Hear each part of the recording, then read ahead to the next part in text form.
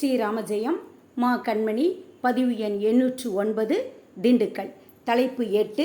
குகன், ஜடாயு, சுக்ரீவன், விபீஷணன் நால்வரின் நேசம்.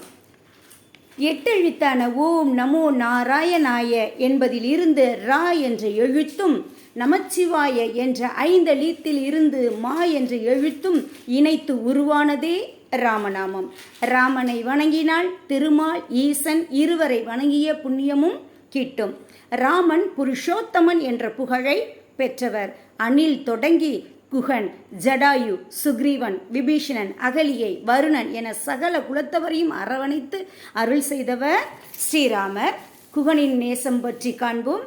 நண்பன் குகன் தானே படகினை செலுத்தி ராமர், சீதை, லட்சுமணனை கங்கையை கடந்து எதிர்கரை சேர்த்தான். சித்திரகூட மலைக்கு செல்லும் வழியை காட்டினான் குகன். ராமன் துன்பத்தை தன் துன்பமாகவே எண்ணினான். அதனால், சுவாமி, அடியேன் தங்களிடம் ஒன்று வேண்டிக் கொள்கிறேன். இங்குள்ள வழிகள் எல்லாம் எனக்கு நன்றாக தெரியும். தங்களுக்கு காய், கனி, தேன், திணை முதலியவற்றை தேடிக்கொண்டு வந்து கொடுப்பேன். ஒரு நொடி பொழுதும் உங்களை விட்டு பிரியாமல் காத்திருப்பேன். இரவும் பகலும் தங்கள் திருவடிகளை பிரியாமல் இருப்பேன். ஆகையால் அடியேனும் தங்கள் கூட வருவேன் என்று வேண்டினான் குகன். குகன் கூறியதை கேட்ட ராமன் அவனுடைய நட்பின், அன்பின் ஆழத்தை கண்டான். பிரிவை எண்ணி வருந்தாதே, உடன்பிறப்பால் 4வராக இருந்த நாம் இன்று முதல் 5வரானோம். இவ்வுலகம் உன்னுடையது என்றார் ராமர். இருவரும் பயன் கருதாமல் நட்பிலே வழமை கொண்டனர். கதிரவனை தொட விரியும் சிறகுகள், அரக்கத்தனத்தை எதிர்த்து போராடும் சிறகுகள், தர்மத்தின் துணை நிற்கும் சாமானியனின் சிறகுகள். யார் இந்த பறவை? ஜடாயுதான். ஒருமுறை தசரதர் வேட்டைக்கு செல்லும் போது தசரதனை ஒரு பாம்பு தீண்ட முற்பட ஜடாயு அங்கு வந்து தசரதனை காப்பாற்றியது. அப்போது தசரதனும், ஜடாயுவே, இன்று முதல் நீ என் சகோதரர் என்றார். அதை பின்பற்றிதான் பின்னாளில் ஸ்ரீராமர் பலரையும் சகோதரர்களாக ஏற்றுக்கொண்டார். ராவணன் சீதா பிராட்டியை தூக்கி சென்றபோது ஜடாயு மிகவும் போராடியது. ராவணன் சிவபெருமான் தந்த சந்திரகாசம் எனும் வாளால் ஜடாயுவின் இறகை வெட்டினான். அது கீழே விழுந்தது.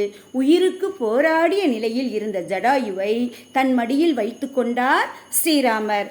ஜடாயுவும் ராம் ராம் என சொல்ல ராமரும் மறுபடியும் திரும்பி வராத சாஸ்வதமான நித்தியானந்தத்தை அடையக்கூடிய உத்தம லோகத்தை அடைவாய் என ஆசீர்வதித்தார். பின்னர் ஜடாயுவிற்கு நீர்க்கடனும் செய்தார் ஸ்ரீராமர். ஜடாயுவை அப்படி ஆசீர்வதிக்க நாராயணனை தவிர யாரால் முடியும்? சுக்ரீவனின் நட்பை பற்றி தெரிந்து கொள்வோம். ஸ்ரீராமருக்கும் சுக்ரீவனுக்கும் இடையிலான நட்பின் தொடக்கம் ராஜ்யத்தை இழந்துவிட்ட இரு அரசர்களுக்கு இடையே ஏற்படும் அக்னி சாட்சியான உடன்படிக்கை என்பதாக வால்மீகி ராமாயணத்தில் சித்தரிக்கப்படுகிறது. அதன் பிறகு ஸ்ரீராமரின் மகிமையையும் பராக்கிரமத்தையும் தெரிந்து கொண்ட சுக்ரீவன் பின்பு ராம சேவகனாக தன்னை உருமாற்றிக் கொள்கிறான். ஸ்ரீராமரே, வலிமையுடைய பெரிய கையை ஓங்கிக் கொண்டு என் அண்ணன் வாலி அவனது உடன் பிறந்த தம்பியாகிய என்னை இருட்டுக்கு இருப்பிடமாகிய இவ்வுலகத்திற்கு அப்புறம் வரையிலும் உலகெங்கும் பின்தொடர்ந்து துரத்தினான். இம்மலையையே பாதுகாப்பாக கொண்டு உயிர் பிழைத்தேன். உயிரை விடுவதற்கு முடியாதவனாகிய நான் உன்னை சரணடைந்தேன். என்னை காப்பாற்றுதல் உனக்குரிய தர்மம் என்கிறான் சுக்ரீவன். அரண் உடைத்தாக ஒய்ந்தேன், ஆறுயிர் துறக்கல் ஆற்றேன், சரண் புகுந்தேன், என்னை தாங்குதல் தர்மம் என்றான். அதை ஏற்ற ஸ்ரீராமர் உடனே அவனுக்கு அபயம் அளிக்கிறார். விபீஷணன் நட்பை பற்றி பார்ப்போம். விபீஷணர் ராவணனின் தம்பி. அவரது மகள் திருசிடை. இருவரும் பக்தி மிகுந்தவர்கள், நேர்மையானவர்கள். அண்ணனிடம் பிரகலாத சரித்திரத்தை சொல்லி பிரகலாதனை ரட்சித்த அந்த நாராயணன் தான் இங்கே ராமராக வந்துள்ளார். சீதையை விட்டுவிடு அண்ணா என்று சொல்லியும் கேட்காததால் வேத நாயகனாம் ராமபிரானிடம் வந்து சரணடைந்தார் விபீஷணர். விபீஷணர் சரணாகதி போற்றுதல் கூறியதாகும்.